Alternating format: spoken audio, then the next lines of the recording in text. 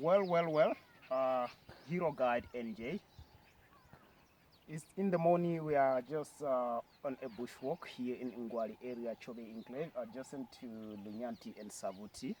The flora and fauna is amazing here, guys. I'm telling you, if you come and visit us in this part of the country of Botswana, you're gonna love the activities that we do in this area. All right.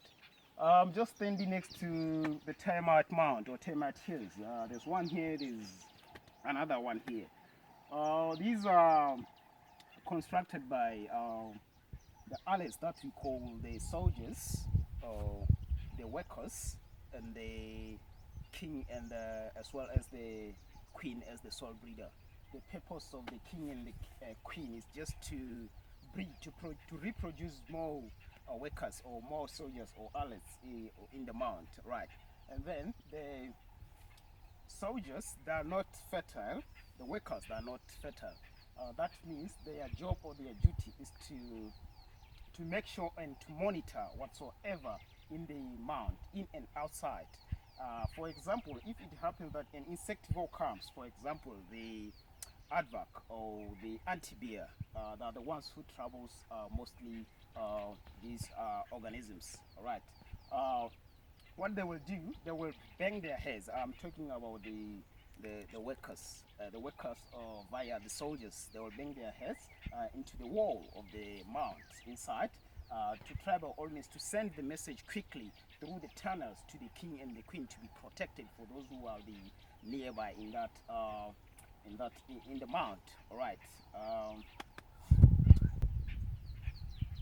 So that's how the king and the queen are protected, because those are the sole breeders in the mount. But it's funny. There's an interesting fact that when the queen she's older, she's no longer able to reproduce. The workers and the soldiers, they will just come to her and lick unto her. That's how they kill her. And then she dies like that, and then they take that remain or that fossil, they bury it into the mount. Right. One more thing that is quite good about the termite mounts in the bush, we normally use them as to find our location. If somehow you are lost in the bush, you can use them to find your direction, cardinal points somehow. You just come into the mount. If you look at it, can you zoom it? If you look at it, they are always leaning or inclined into the western part of or under this tree. It seems like it is on the western part. That is your west side. Each time you see it, just know that it is leaning to the west, but you have to confirm it. But you never go wrong with the termite mound. They are also used by other species like baboons. They can climb on top, then to scan the predators whatsoever which is around the area, especially those leaders in baboon troop, for example. All right. Then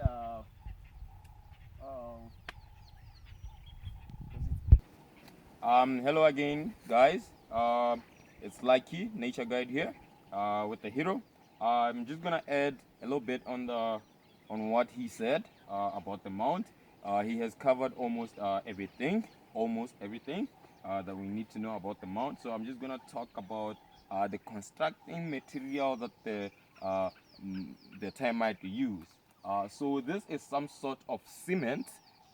It's a mixture of termite saliva, excrement, what they excrete after they eat. That means like the waste that they take out. They take that and they take some mud, and then they take the saliva and then they mix it, and then they make some sort of sticky cement that is used to build this termite mound. So these termite mounds are actually waterproof.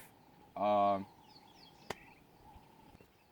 as I was saying, the mounds are actually waterproof. They are not easily damaged by water, rainfall, or even some animals that do climb on them. That are actually strong to accommodate a lot of animals who do use them for height to scan the area that they are in.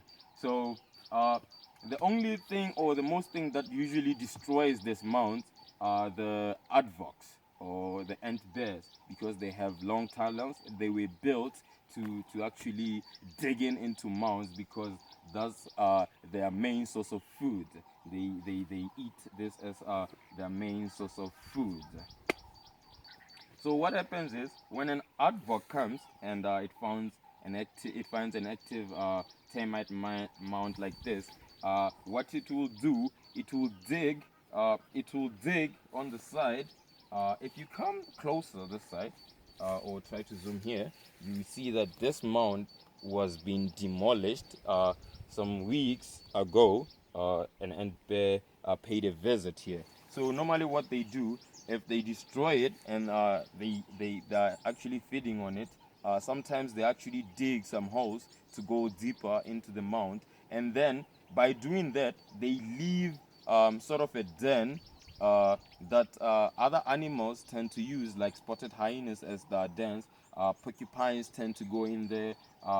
Warthogs, especially warthogs, they will use those holes for nesting. That means it's also that gives. Um, as like you said, this is a very strong, solid soil, sticky in a form that he described it like cement. This is the same soil which is very good, extremely, that we use for our shelters as we construct our houses and other stuffs or other buildings in our villages, especially in farms and cattle posts. This is what we use because it's already mixed, it's already in a good condition. We just dig this, we take this, and then we're gonna mix it with the dung, cattle dungs, to enhance its durability in our construction. All right. Um, Termites or the ants are a source of food, not only for animals like aardvarks that we've been mentioning here. We also go for them. They're very nice. This can be a source of food if you are fortunate enough in a walking safari. You can have a taste in one of the good days in your safari exploration. Thank you. See you next time in the next episode. NJ and Lucky, the guide who normally do the walking safaris.